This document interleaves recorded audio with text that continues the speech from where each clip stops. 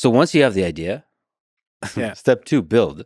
How do you think about building the thing once you have the idea? I think you should build with the technology that you know. So, for example, Nomad List, which is like this website I made to figure out the best cities to live and work as a digital nomad. It wasn't a website. It launched as a Google spreadsheet. So it was a public Google spreadsheet anybody could edit. And I was like, I'm collecting like cities where we can live as digital nomads with the internet speed, the cost of living, other stuff. And I tweeted it, and back then I didn't have a lot of followers. I had like a few thousand followers or something. And it went like viral for my scale viral back then, which was like 5 retweets.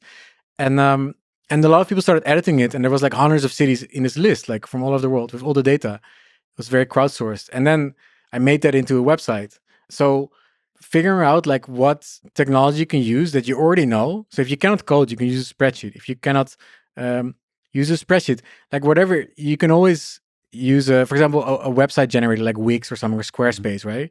Like you don't need to code to build a startup. All you need is a idea for a product, build something like a landing page or something, put a Stripe button on there, and then make it.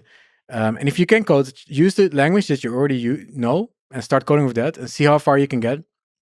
You can always rewrite the code later. Like the tech stack is not actually it's not the most important of a business when you're starting out a business. The important thing is that you validate that there's a market, that there's a product that people want to pay for.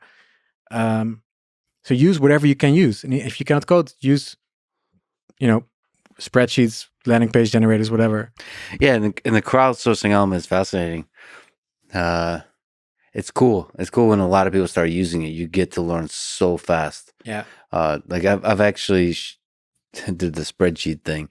You share a spreadsheet publicly, and I made it editable. Yeah, it's so cool. Interesting things start happening. Yeah, I did it for like a workout thing because I was doing a large amount of push-ups and pull-ups every day. I remember this, man. Yeah, and like, and also Google Sheets is pretty limited in that everything's allowed, so people could just write anything in any cell, and they can create new sheets, new tabs, and it just exploded.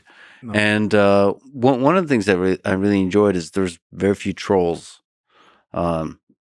Because actually other people would delete the trolls. There would be like this weird war of they want like to protect the thing. It's an immune system that's inherent to the thing. It becomes a society, in a spreadsheet. And then there's the outcasts who will go to the bottom of the spreadsheet and they would try to hide messages, and they like, I don't want to be with the cool kids up at the top of the spreadsheet, so I'm going at the bottom.